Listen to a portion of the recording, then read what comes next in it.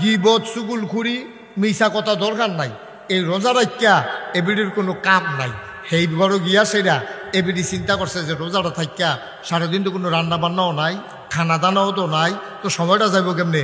এই বইয়া বইয়া কোন বেডিয়ে কিতা করছে, কার মুরগায় কিতা করছে, কার জামাইয়ে কিতা করছে, কার জি বিয়া দিছি, এই চলছে সারাটা দিন। ঠিক কিনা কম? এবিডির আবাদত নবীজি কয় রোজা রাখিয়া যদি তুমি মিছা কথা কও, গিবত কও, তোমার আবাদত কামও লাগতো না। আর তারা গিয়া বইয়া বইয়া সময় কাটানোর লেগিয়া এ কারবার চলতে আছে। আপনি মোবাইলটা বন্ধ করে তো ভাইজান, মোবাইলটা বন্ধ করে দেন। আপনি একটা সাব্যস্ত লোক ওয়াজ শুনতেছেন মন দিয়া, বাইদে বাইদে মোবাইলে কথা করে ধর ওয়াজ করে শেষ। এটা হালাই দেন বন্ধ করে, আল্লাহ যা করে করবো। বলেন মারহাবা। গোটা বিশ্ব আজকে নিয়ন্ত্রিত হচ্ছে একটা ফর্মুলার মাধ্যমে। ফর্মুলাটার নাম হচ্ছে গিভ অ্যান্ড টেক। তুমি আমাকে দাও, আমার কাছ থেকে নাও।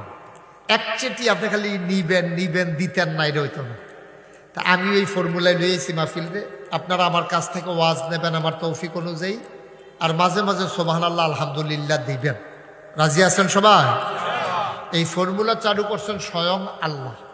আল্লাহ বলছেন লা ইন শাকারতুম লা আযীদান্নাকুম। ও দুনিয়ার মানুষ, নেয়ামত বাড়াই দেব, শর্ত হইল শুকরিয়া আদায় করলে। সুবহানাল্লাহ বলবেন না?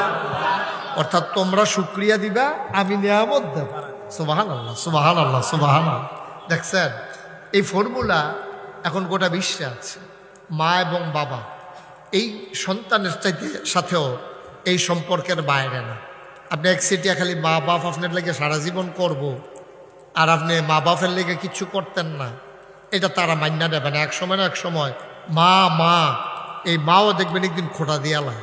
আর আল্লাহ তো নিজেই কয়ে দিছে শুকরিয়া আদায় করো, তাইলে নেয়ামত বাড়াই দেব। সুবহানাল্লাহ বলবেন না? এটা আল্লাহর ওয়াদা। এটা কার ওয়াদা? মানে কন্যা দি কার ওয়াদা? সবাই কথা কার ওয়াদা? আল্লাহর ওয়াদা। এটা আল্লাহ রাব্বুল আলামিন ওয়াদা করেছেন যে শুকরিয়া আদায় করলে আল্লাহ নেয়ামত বাড়াই দেবেন। বন্ধুগণ,